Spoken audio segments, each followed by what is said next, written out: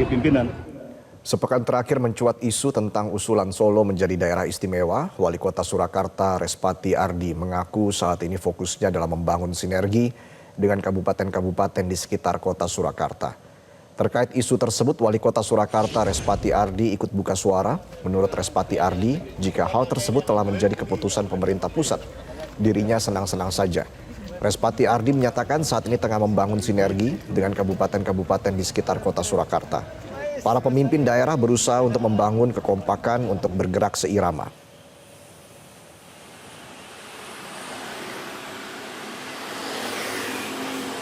Ya pastinya kalau itu sudah diusulkan pemerintah pusat, kami di pemerintah daerah pasti siap-siap saja, tergantung dengan kabupaten sekitar. Senang-senang aja kalau memang itu mau dibentuk dari pemerintah pusat. Karena kami sedang merumuskan banyak yang sedikit kerjasama antara kabupaten sekitar Solo Selatan. 6 daerah mengusulkan diri untuk dijadikan daerah istimewa, salah satunya Solo. Wakil Ketua Komisi 2 DPR Arya Bima mengingatkan, wacana menjadikan Solo berstatus daerah istimewa harus dikaji terutama terkait faktor sejarah.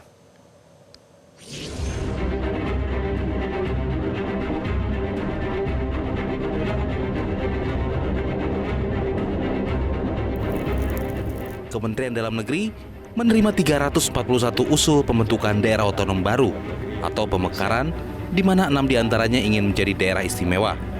Hal ini diungkap oleh Direktur Jenderal Otonomi Daerah Kemendagri, Akmal Malik, dalam rapat kerja bersama Komisi 2 DPR pada 24 April lalu. Banyak PR, ya tadi sudah sampai pimpinan, ya jadi ada 42 usulan provinsi, 252 kabupaten, 36 kota. Nah, ada 6 yang daerah istimewa, meminta daerah istimewa. Dan juga ada 5 meminta daerah khusus. Tentu izin sekali lagi, ini adalah PR kita bersama karena undang-undang mengamanatkan agar pemerintah dan DPR untuk melakukan langkah-langkah evaluasi ke depan. Solo menjadi salah satu yang mengusulkan untuk menjadi daerah istimewa. Namun Wakil Ketua Komisi 2 DPR Arya Bima mengingatkan wacana menjadi Solo berstatus daerah istimewa harus dikaji dengan hati-hati. Faktor kultural dan sosial tidak cukup untuk dijadikan landasan keistimewaan suatu wilayah, tapi juga ada faktor historis.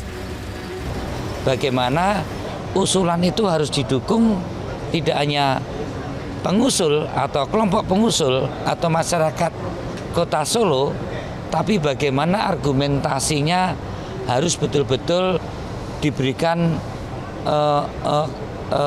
faktor-faktor misalnya soal kesejarahannya, karena usulan ini harus tidak hanya didukung oleh masyarakat kota Surakarta, tapi juga harus didukung oleh publik.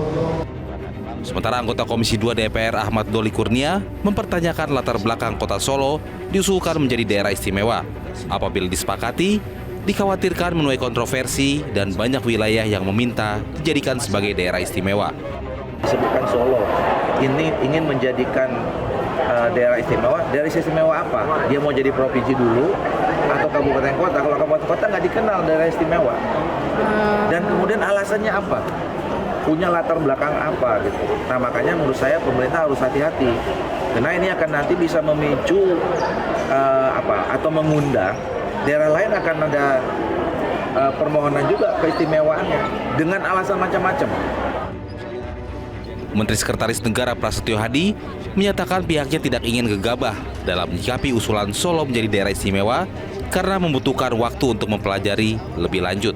Juru bicara istana itu menyampaikan banyak faktor yang perlu diperhitungkan dalam pengambilan keputusan tersebut.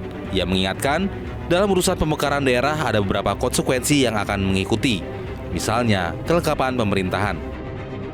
Tim Liputan Metro TV.